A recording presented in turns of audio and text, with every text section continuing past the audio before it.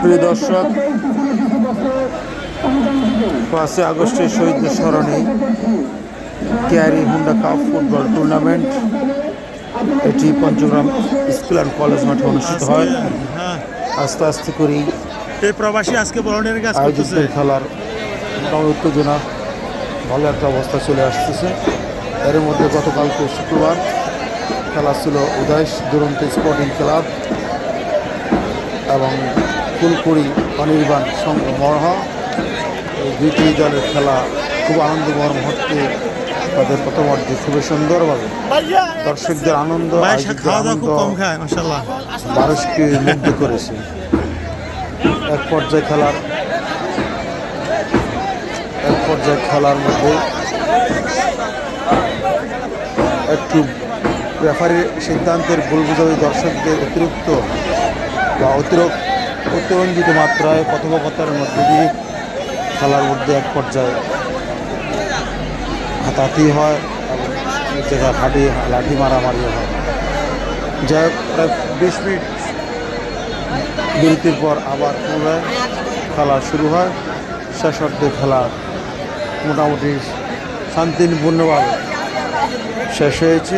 শেষ পর্যায়ে এসে আবার পুরো মারামারি করে পুরো খেলার শৃঙ্খলাকে নষ্ট করে দিয়েছে। এত হাজার হাজার দর্শকদের মাঝে এই ধরনের গন্ডগোল আসলে কখনোই সমুচিত নয়। সবাই পরস্পর গ্রামবাসী, এখানে কেউ দেশ বিদেশ নয়।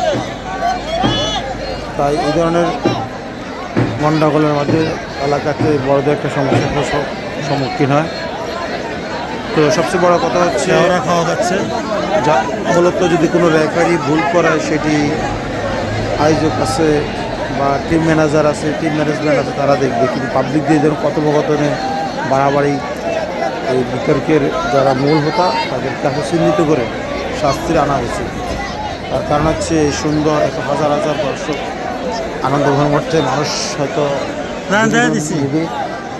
এই সুশৃঙ্খল বন্ধুদের মাধ্যমে মানুষ তার আত্মা পরিশুদ্ধ সাংস্কৃতিক মাধ্যমে অর্জন করে নিবে শহরে আমরা যেভাবে বলে না কেন। তবে এই ধরনের পরিষেপূর্ণ দর্শকদের মন্তব্য শৃঙ্খলাকে বড় ধরনের ক্ষতিগ্রস্ত করে, সামাজিকতাকে ক্ষতিগ্রস্ত করে এবং যারা আয়োজক তাদেরকে ক্ষতিগ্রস্ত করে। তো সামনে বাকি যে খেলাগুলো আছে, যে ধরনের টিমগুলো তাদের দর্শক নিয়ে আসবেন তাদেরকে অতিরিক্ত মন্তব্য থেকে বিরত থাকার জন্য অনুরোধ করছি, যাতে করে সুন্দর আয়োজন কখনো বাধাগ্রস্ত না হয়।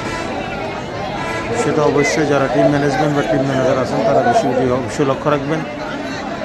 এবং যেখানে ভাষ্যকার মঞ্চের সামনে কোনো ব্যক্তির কথোপকথন এই বিষয়গুলো বন্ধ করতে হবে। গতকালকের বাড়াবাড়ি